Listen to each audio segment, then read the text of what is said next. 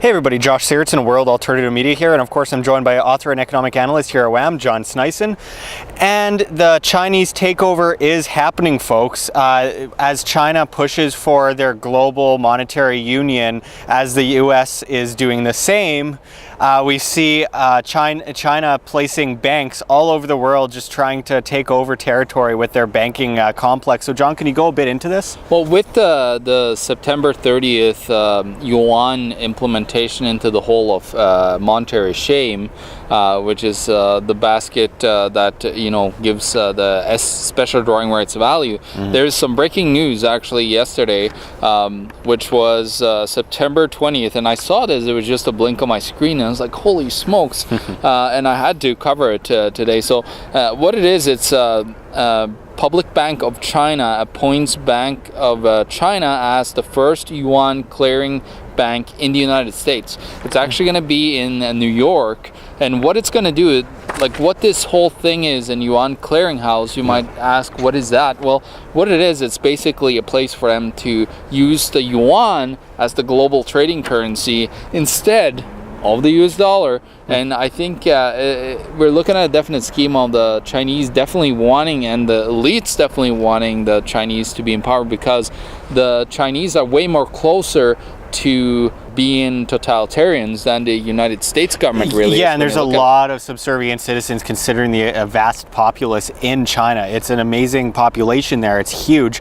And of course, as we've kind of gone into in the past, John, as the US, as Canada sells off all their gold, we see China and Russia buying up all the gold. Yeah, it's like we're the useful idiots, like actually giving away our gold, which is completely and utterly stupid. And then of course they say, like, well, with open hands, we'll take it. We'll take your barbarous relics. Yeah. It's a great commodity, and I think it's a move from the west to the east, and it's the east-west cycle, as I talked about before. And to go a little bit further into the article, this new bank is going to be in New York, which is, of course, the financial center of the world, where the Fed has its main bank, the Federal Reserve of New York. And what I also want to tell about is they actually don't. This is not just the only one. They currently have 21 banks, and I'll tell you exactly where they are. They are the Bank of China, which is the one that actually got into the U.S. They also have 11 mandates, which includes, some of them are Hong Kong, Macau, Sydney, Paris, Taipei, and then the Industrial and Commercial Bank of China Limited is the nation's largest bank. They serve Singapore, Doha, Toronto in Canada, Luxembourg. And then you have China Construction Bank Corporation, which has London and Zurich. And then Bank of Communications Corporation, which has Seoul in South Korea. So what you're seeing here is the Chinese, the communist Chinese are literally like taking over the world, like kind of under the radar of most people, where they actually are implementing all these banks now. They're getting ready for what they hope is a move towards China and a move towards communism. And because we're not looking at China so much being, they said that they're trying to be more free market and stuff. They got zero free markets in China. Just forget about trying to even explain that China is a free market. Well, maybe some delusional economists like Paul Krugman and others will, call them a free market. I think calling him delusional is not doing it justice. I think no, the guy it's true. There's other words for him. I'm quite mild with my what do you call it? Just my anger and how I want to describe people, because I don't really feel like calling them certain names. But in my point of view, they're just discrediting themselves. So it's even not a need to even rest any energy of calling out these idiots. Good cop, bad cop, folks. That's all I'll say. Exactly, Josh. No, this is all that it is. We were looking at the end of the US dollar here, and this is another nail in the coffin. And who knows how far it's going to take until the actual US dollar topples. It will topple. It will topple, it's because inevitable, all empires, and especially old fiat paper currencies Always that are backed by reverts to zero. nothing, reverts to zero, guys.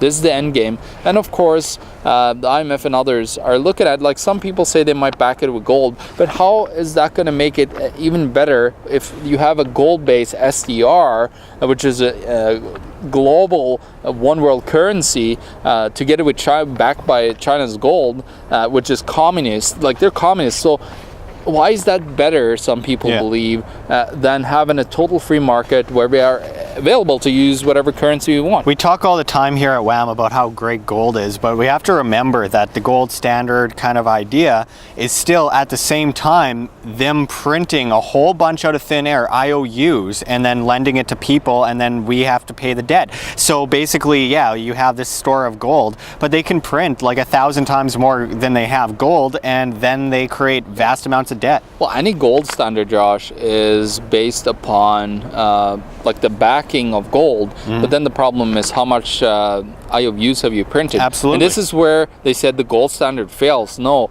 it's actually the paper printers that fail, and The they central have planning. to implement that fiat paper currency backed by nothing in order to fix it. It's not the gold that fails, it's the paper that fails to provide the actual value because they overprint it.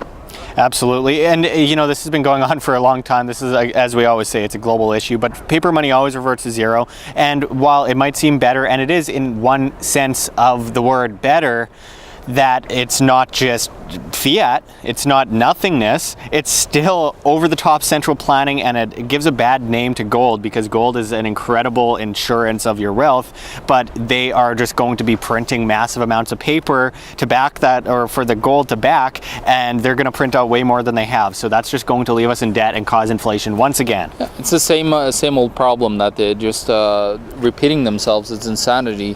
You know, if you're doing the same thing over and over again, expecting another result, it's not going to happen. So what does this all lead to, John? What is the bottom line? What does this mean for, I would say China, but of course these are globalists. Yeah. What does this mean for the world?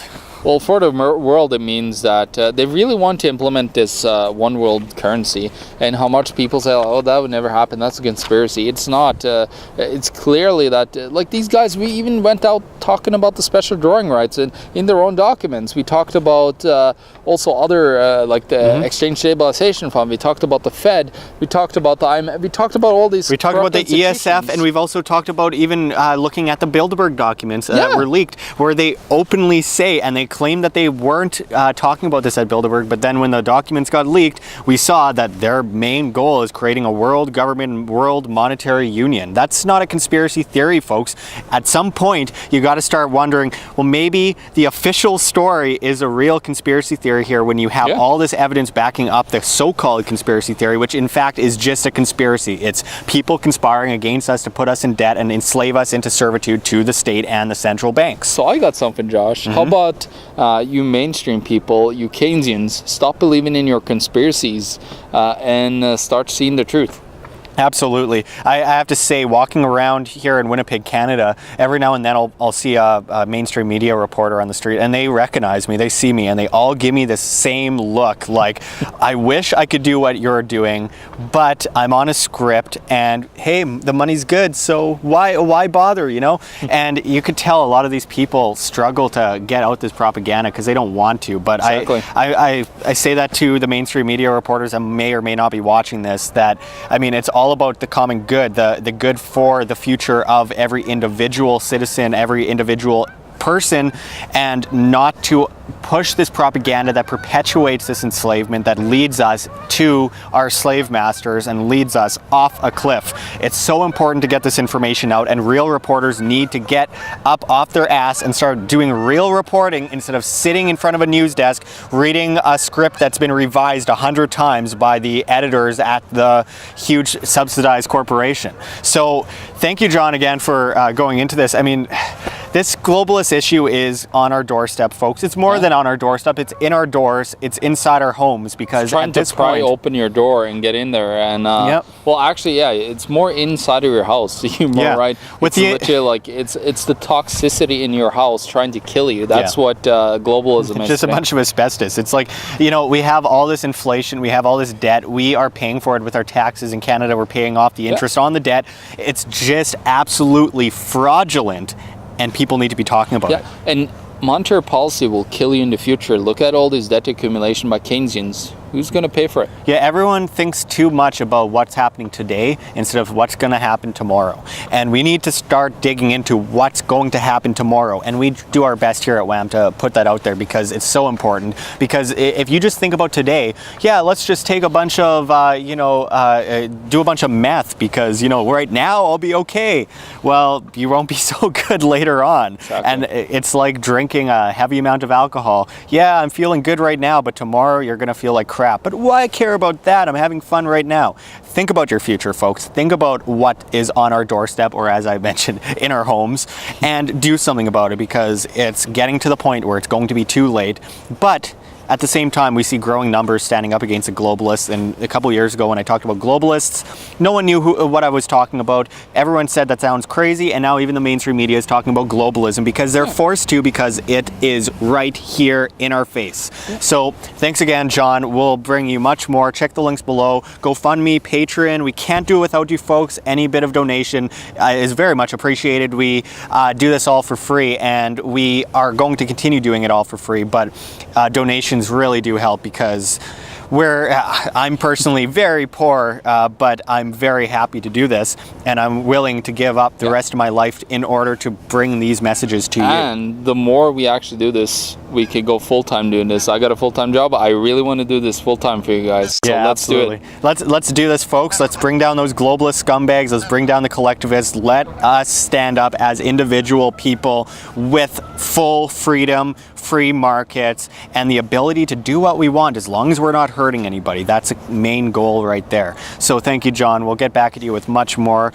This is Josh Sigurdson, John Sneisen, signing out from World Alternative Media. Find the truth, be the change.